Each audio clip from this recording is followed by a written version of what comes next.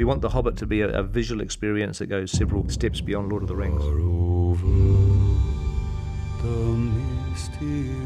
Fans of The Hobbit, they're going to get so much more. Dungeons deep and caverns. You'll get taken on an amazing ride. So, this is The Hobbit. I cannot guarantee his safety. Understood? You will see more of Middle-earth than you've ever seen before. I think that people will see more than once. I know I will.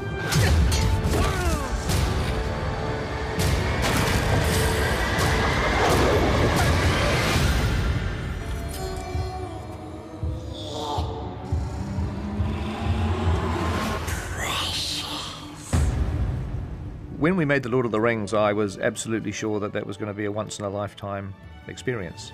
I never realised that 10 years later, we were doing it all over again. We actually shot for 266 days on The Hobbit, which was exactly the same number of days that we shot on The Lord of the Rings. So I've sort of done the once-in-a-lifetime experience twice, but not a third time. There won't be a third time. It was a little bit like returning to summer camp. You know, so many of the people who were part of the first journey are part of this journey. It's all coming back to me. It was extraordinary coming back onto set with those same people. You looked around at all the faces in the crew and thought, here we go. The same creative talent. 20 or 30 of the most senior people were Lord of the Rings veterans. What Who would have thought it would ever have happened again? I know. To have a chance to return, pop the wig on and the feet on, it kind of feels like I've stepped into a time machine. And I get to meet all of these other actors who are coming along for the real long journey and sort of seeing in them a little bit what we felt like when we started.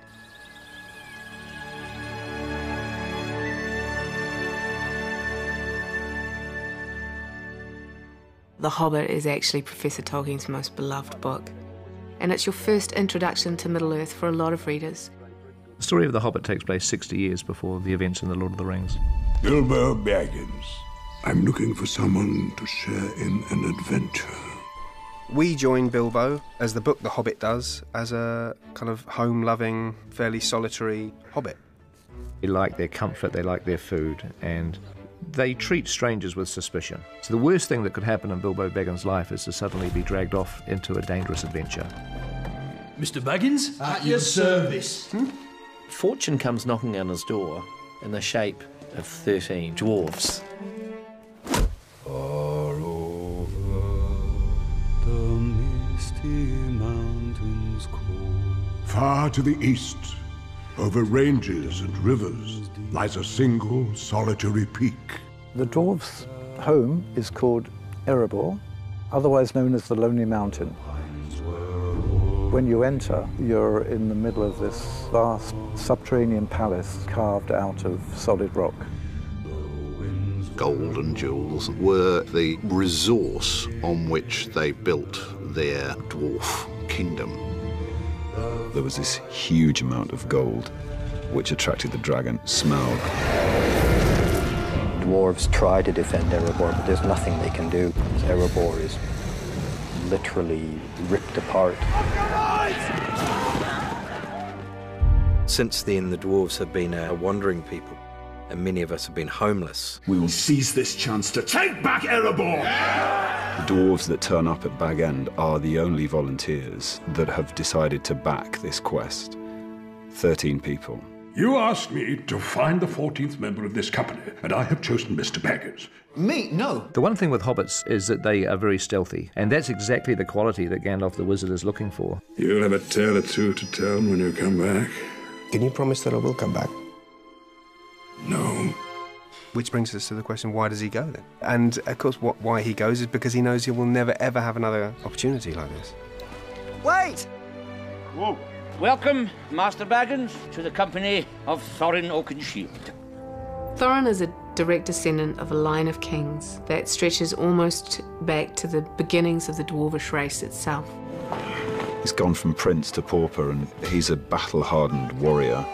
He has a fierce sense of honor, but he's been hardened by life, so his outer shell is pretty impenetrable. The dwarves, they're an incredibly proud race.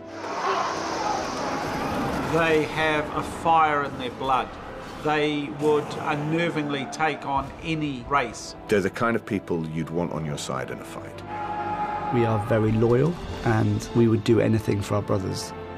They're very passionate, and they laugh 1 minute, and then they fight the next minute, and then they like hug the next minute. So they're very, you know, they're up front with their emotions. One of the scary things about adapting The Hobbit is the fact there's 13 dwarves. And differentiating those characters was important. Ne ikrit fund. Like he said, never trust an elf. In the book, it's really only 3 or 4 of the dwarves that are kind of expanded in any real way. Gimli in the first film has a very distinctive look, but when you have 13 dwarves in scenes, if they all look the same, it's going to be very difficult for the watching audience. Everyone is very different in a very individual way. It's, yeah, I'm glad I didn't have to do anything. I just stick on the costume, thank God. I think it's probably a couple of thousand drawings were made.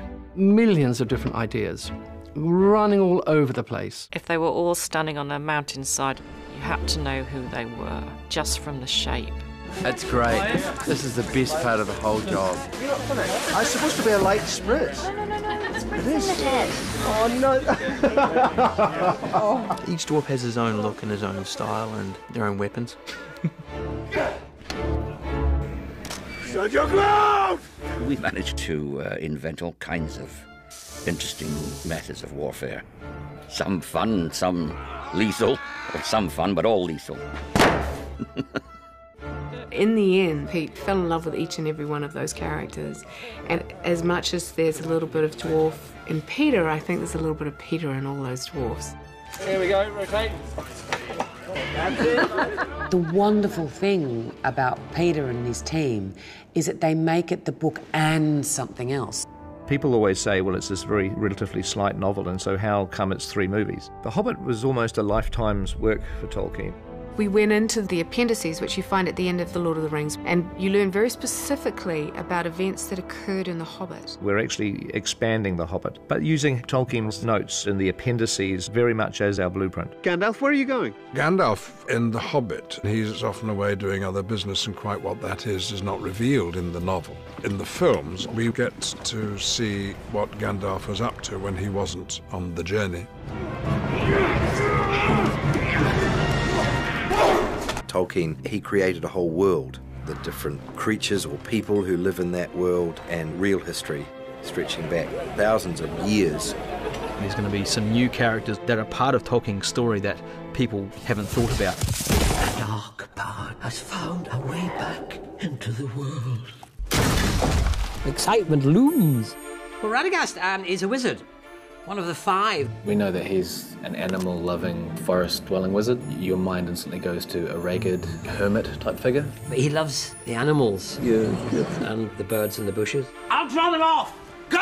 Oh, dear, oh, dear. Radagast, he's all here in his heart. It's not perhaps quite all there.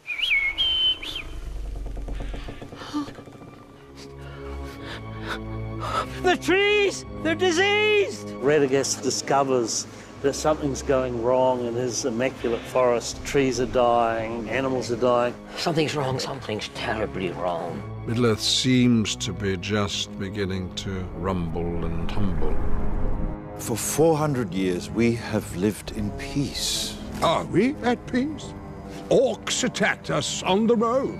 As part of the expanded Middle-earth universe, Tolkien came up with the idea of the White Council, which is the United Nations of Middle-earth to some degree.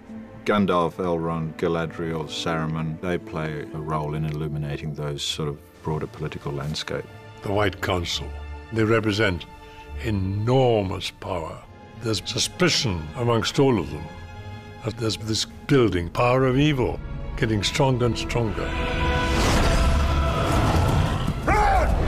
It has to be more than just the dwarves' quest, because their quest is being affected by Middle-earth events and the rise of evil. Seeds being planted for what eventually becomes the time period that we meet in Lord of the Rings, that lead to the great fight for Middle-earth. If you watch then this suite of films in their entirety, it's wonderful that Peter's able to weave those subtle connections between the films. One of my favourites is an older Bilbo telling children the tale of his run-in with 3 large mountain trolls. So there I was, at the mercy of 3 monstrous trolls. The great thing about The Hobbit is we get to see it. Bilbo's encounter with the 3 trolls, William, Bert and Tom, is one of the most iconic passages from the book, and it was something we were really looking forward to bringing to the screen. 3 of us dwarves, Mark, myself and William, are portraying the trolls as well. There were 3-4 days there with Peter on the mocap studio, and we had a tremendous time there, just being in our grey suits. Are we having horse tonight or what? Shut your cake hole. You're like a really dysfunctional group of 3 flatmates. Directing is partly the same, really, apart from the fact that the actors look rather silly. I mean, who would want to walk around all day with a camera pointed right at their nose? The process of getting the trolls animated, we take the data that's been tracked from the mocap stage, and then we started refining that motion, and it was the first time we saw trolls actually verbalising. Now, are there any more of you little fellas hiding where you shouldn't? Make him squeal! Out of this colourful group of dwarves and wizards, and there's elves, and the story of The Hobbit is to take Bilbo, as played by Martin Freeman, the young, conservative, very safety-conscious Bilbo, and to see him transform. I have never used a sword in my life. He finds a bravery that he didn't know he had, and he finds a sort of nobility that he didn't know he had. And none of the others knew he had. Throughout the course of the quest, Bilbo surprises the dwarves at every stage. Bilbo goes on the journey, and he's changed forever. Was lost. Yes, and I want to get unlost as soon as possible. Now keep your... I'll use this if I have to. I can't wait to see it. That beautiful book that Tolkien wrote in 1937 come alive for people. There's a team here that have their heart and soul into creating something very, very special. We all have this common goal. We want this to be a film that has this lasting impact on people because it is such a good story.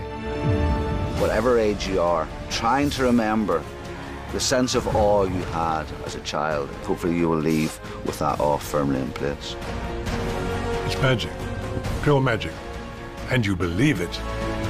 Going back to Middle-earth, probably for the last time on the big screen, is going to be a huge thrill.